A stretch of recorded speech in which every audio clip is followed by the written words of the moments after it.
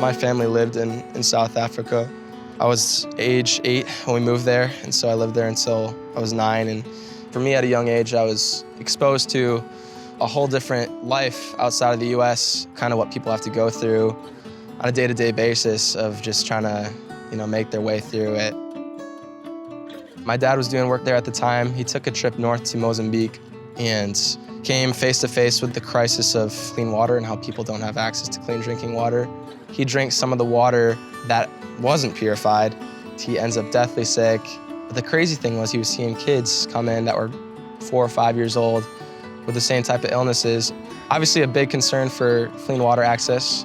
37% of the kids die before age 5 due to waterborne illnesses. And so he comes to me in 2009, the summer of 2009, he says, "E, I want you to come with me on a trip to Mozambique, and we're gonna do a water expedition." And I looked at him and I said, "You're gonna take me to the place where you almost just died. Are you crazy? What's going on here?"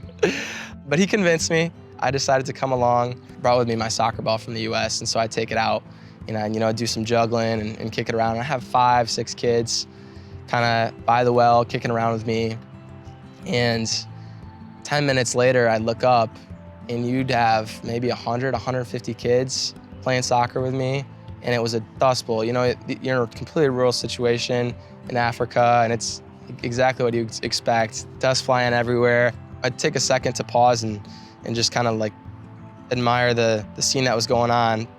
But I also took a look at, some of these kids would have with them their own soccer balls, but really what they were is just plastic bags wrapped up with twine, whatever these kids could get their hands on. And I couldn't believe it. I obviously had been to South Africa, but this was something completely different. And so our last stop, I gave the ball away. The kids broke down. There was tears. They gave me hugs. It was like I had just changed their lives, and all I did was just give them a soccer ball.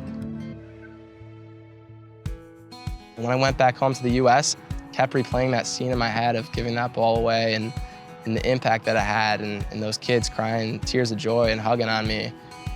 It was something that I said to myself, I can't have that experience and just continue on with life as nothing happened. It was definitely the impetus for me to continue to do more.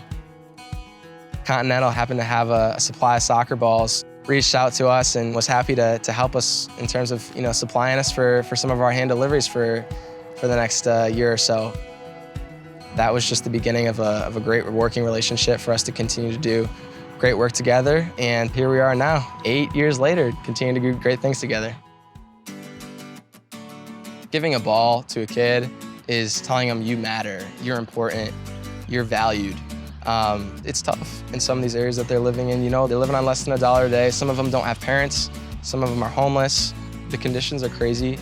For a person from America to come in and present them with that, it shows that they matter in this world and they have the ability to think beyond the status quo, think beyond the situation that they're living in. And it might not even be, a career in soccer, but it's someone came and invested in me, so I have the ability to unlock my own potential and think beyond poverty, think beyond the current situation that I'm living in. Appreciate.